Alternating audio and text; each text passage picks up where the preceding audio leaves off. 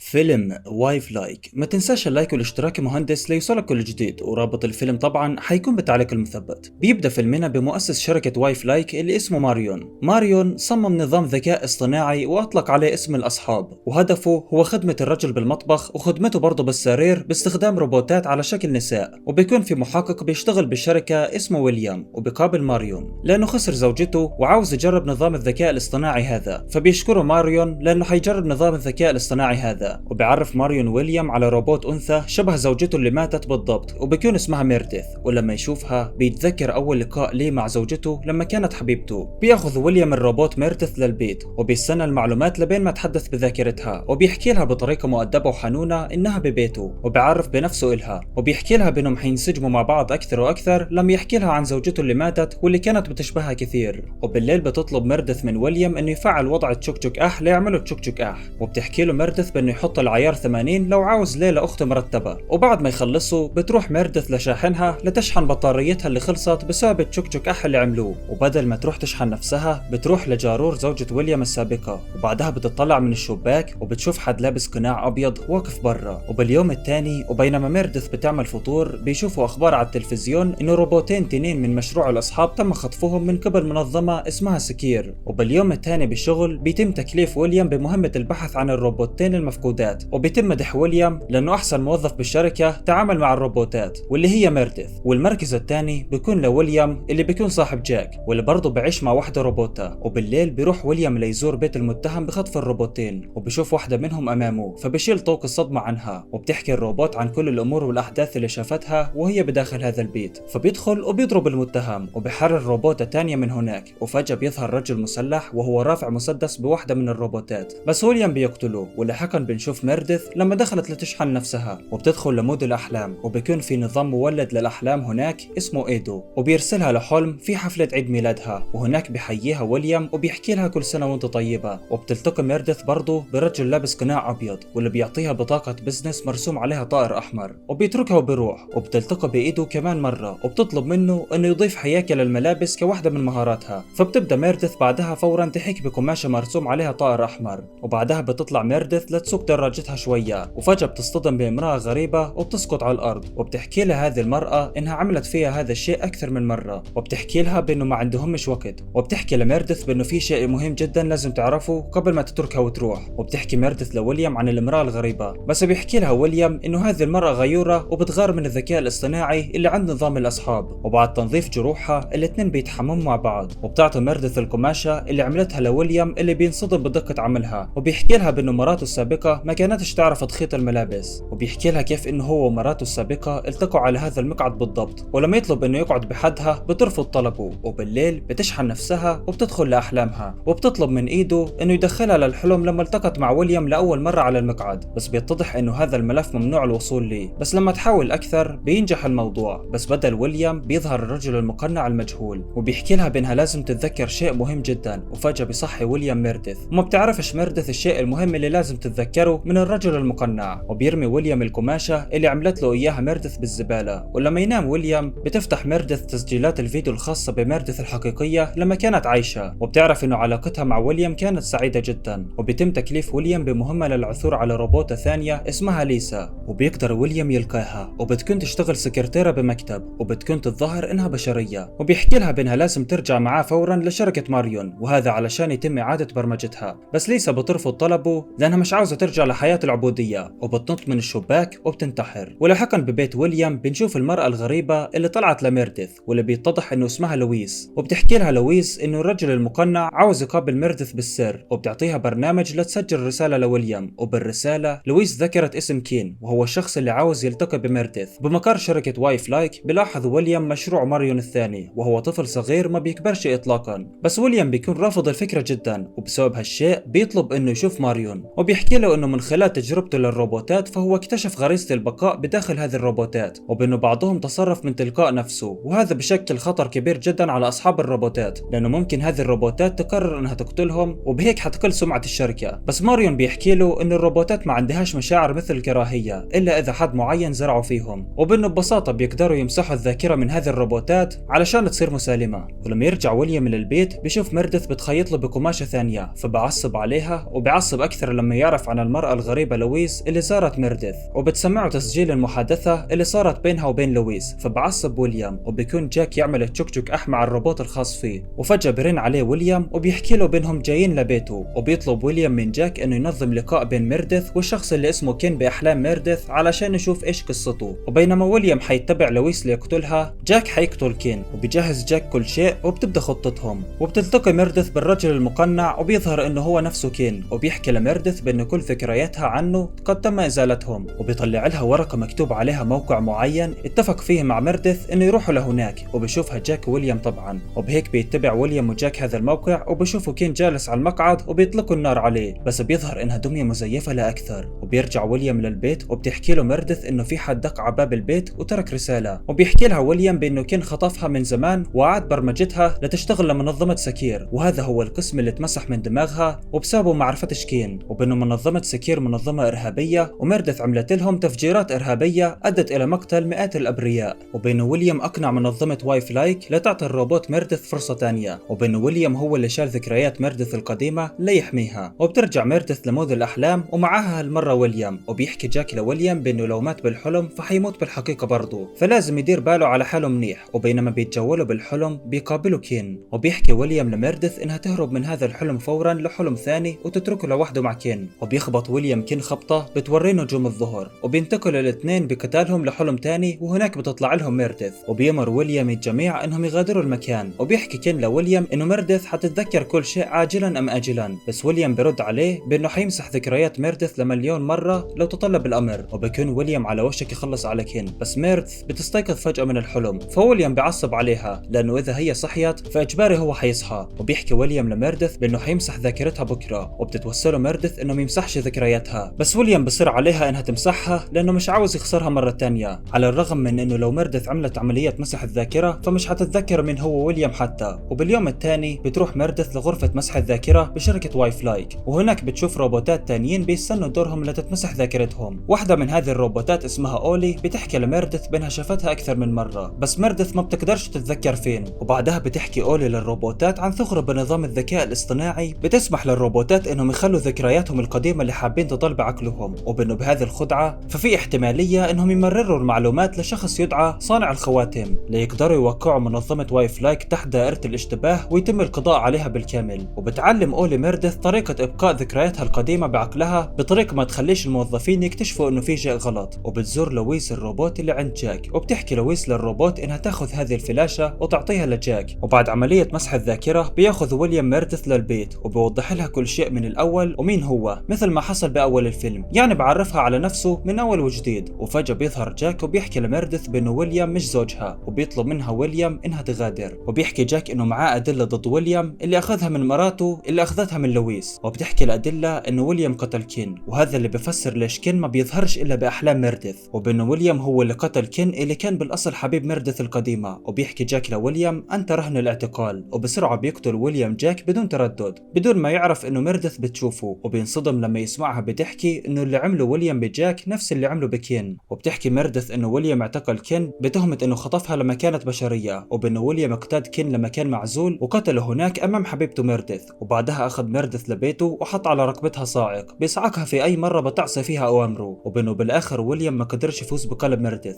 فقرر يقتلها ليحولها للروبوت ويحط بدماغها كل اللي عاوزه. وبترفع ميرديث مستوى قوتها ل100%، وبضربة واحدة منها بتقدر تكسر ويليام. وقبل ما تخلص عليه بتحكي له انه لويس هي بالواقع كانت حبيبها كين، وهذا كان على امل انه ميرديث تتذكر الذكريات قبل ما يمسحها ويليام. وبعدها بتقرر تنهي حياته على الاخر بنفس الطريقة اللي موتها فيها، وبيظهر بانه صانع الخواتم هي ميرديث بحد ذاتها، وبتعطي خطاب مليء بالتشجيع للروبوتات وبانه عندهم حقوق مثلهم مثل البشر وذاكرتهم مش هتتمسح من هان وطالع. وباخر الفيلم بنشوف ماريون وهو اخترع روبوت على شكل ويليام ليقضي على صانع الخواتم اللي بتكون ميرديث. وهذا كان ملخص فيلم وايف لايك. لو عجبك الملخص يا صديقي وحابب انشر ملخصات مشابهة يا ريت تشترك بالقناة وتفعل زر الجرس وتترك لايك للفيديو لتدعم نمو القناة واستمرارها، وما تنسوش تعملوا فولو لصفحة مهندس الملخصات على الفيسبوك واللي حيكون رابطها بالوصف. واشوفكم على خير بالملخصات القادمة ان شاء الله. كان معكم اخوكم عرسان من قناة مهندس الملخصات.